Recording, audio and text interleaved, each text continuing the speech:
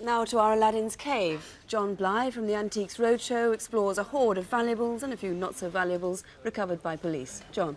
Thank you, Sue. To start with, I've chosen an early example of Crown Derby. It's a bit worn and a bit cracked, but it's so lovely it doesn't really matter. And most of us won't actually recognise these as being Crown Derby, little saucers, which we turn up, and underneath you've got the mark which we recognise, and then you'll see the word England. And that, I'm afraid, means after 1891. Now, while these little saucers are collectible and fairly expensive, they're not really that uncommon. Not like that pair of vases, which are absolutely super. They are so rare and so beautiful. Not very old, but they're surely to be missed. Well, now to something totally different. We've got a number of dolls this time. Here's quite a pretty one. She has an original dress on, little papier-mâché body, and a porcelain head. And right at the nape of her neck, you've got here the word Germany, again meaning after 1891, and then AM, André Marseille. Not a rare maker, but a doll today still worth best part of £100. Now let's have a look at some enamels. We've got some very pretty boxes here. She's fallen over. Look at this one. Isn't that lovely? A little oval box, about 19th century again, but so pretty, so charming. Absolutely perfect. The important thing is with this one, though, that it is not perfect. This one has been damaged along the bottom here, and that's quite important. It's a professional job, and it may be that this might jog the memory of the restorer who did it. Now, talking about enamels, I've got in my pocket a little silver case watch with an enamel dial. Isn't that charming? These little watches were made in their thousands and called granny watches. Come to think of it, that might be a better name for this part of the programme. Anyway, this one, made in the thousands they might be, is actually unique, because inside it's got this inscription. Elizabeth Argent, the gift of her parents on her 17th birthday, 13th October, 1897. Wouldn't it be nice if we thought that that could find the right family tonight? That would be wonderful.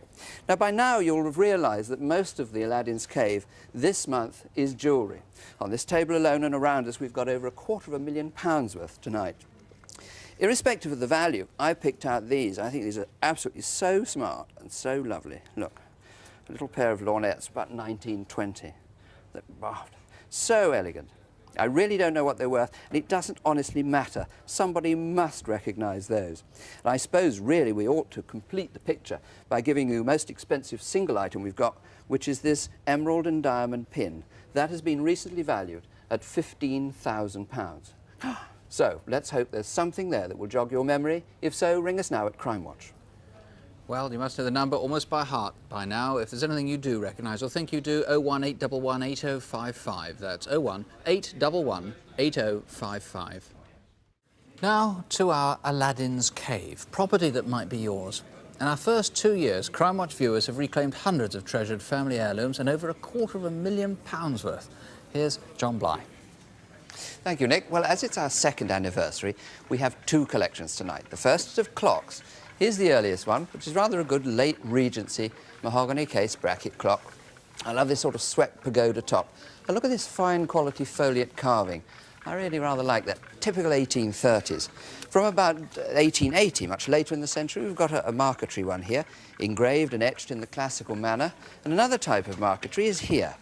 In this case, using marquetry of buhl, which is brass and tortoiseshell, to give this wonderful, colourful effect, but in the 1880s manner. Here, in the revival period, that's a pretty little chap. Same period, but a different style. I suppose if you really want the best one of the revivals, then it's got to be the one at the end, a marvellous-looking clock. Leaving a fair old gap on somebody's mantelpiece would be the garniture at the end, which... well, nearly right. But this is actually quite an important set and would have had a pair of candelabra to match. The panels of copper are silver, gilt, on a bronze-type background. Now, another unusual set is this here, which has the metal encasing porcelain panels, again from the turn of the century. Over here, we've got a very good skeleton clock. And that leads us on to our second collection for tonight, which is stamps. Now, curiously, this is a stamp collection without a theme. They range from the Vatican first covers to penny reds, to, most interesting of all, some Polish prisoner of war camp stamps, which were used in 1944 and 1945. Now, we believe these belong to one person who may have worked for the Mobile Shipping Company. Some of the first day covers were sent to their offices in Pegasus House, and there are copies of the in-house magazine filled with stamps. Now, some of this collection is extremely rare. For example, that block, if it's genuine, is worth over £3,000. So, while you're busy trying to think of anyone who might help with that, I'm going back to wind up the clocks. Well, the number, once again, if there's anything you recognise, is 01 811 8055. 01 811 8055. Well, now our Aladdin's Cave. If you've ever been burgled, you might spot a long-lost treasure and help convict a burglar in the process. Here to describe it all is John Bly from the Antiques Roadshow. John. Thank you, Sue. Now, probably the saddest part of Aladdin's Cave is when we have things that are of no commercial value, but are irreplaceable and beyond value to the owners. This sort of thing. A plated cup in the Georgian style. It's not very old, it's not very valuable, but it's somebody's pride and joy. And the inscription reads, the Swinton and Pendlebury Licensed Victuallers Association, Kelsall Cup. Anyway, on to something a bit brighter. There's a little corner cupboard.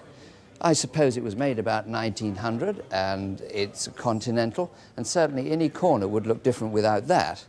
And on it standing quite a good example of a Chinese porcelain bowl of a type we know as Canton. You know, it's extraordinary, the amount of Oriental art we have in this country. Look at this collection of ivories, for example. Now, these little standing figures have always been popular. They represent all walks of life, and they're made in a great variety of qualities, from pretty good, wonderful, down to really rather poor. These, I'm glad to say, are absolutely exceptional. I particularly like this little chap. You see, all these arrows are absolutely separate, and they all come out. And if you want real quality, you'll see his purse there lying on the floor. Well, there's a silk cord, and at the end of that is a little button called a netsuke. That stops his purse dropping through from his belt, because that's how the Japanese always carried their purses. You want to see one in action? There it is. There's the little netsuke, there's the belt, and there's the purse hanging from it. That, again, a wonderful quality figure. Now, I don't think we've ever had anything before from the Grand Tour of Europe. Now, here's a pretty pair of paintings. They're hand-done, but believe it or not, those were the sort of things that the wealthy tourists used to collect, like we collect postcards today. Now, over there on the other side, we've got another collection of Oriental porcelain and potteries, from Japanese and Chinese. And right in the center, we've got a set of 4 Satsuma vases standing either side of the large square one, which incidentally is extremely difficult to make, and which someone might recognize because it had its top cut off. You see that uneven edge. Now, if you look at these enamel vases, you'll see how the Japanese design played a large part in the arts and crafts movement in England, culminating in a style we know as Art Nouveau. And here's a wonderful example. This was made for Liberties, and the mark underneath, it's solid silver, the mark underneath shows from the letter Z that it's made in 1899 in Birmingham, denoted by the anchor. And there is an inscription on the top which says here, a man's gladness is a friend's joy. Now, there aren't too many precisely like that, and I suppose it's worth about £1,000 today. From one extreme to the other. As I said earlier, we've so many things of no interest to anyone except the owner. Medallions, presentation watches, running medals. These belong to Elizabeth Coxhill from Northenden. But to end on a real Aladdin's Cave note, look at this, 2 diamonds, each of which is worth well in excess of £35,000. And if you think there's anything there that belongs to you, just call the number here in the studio, 01811 8055.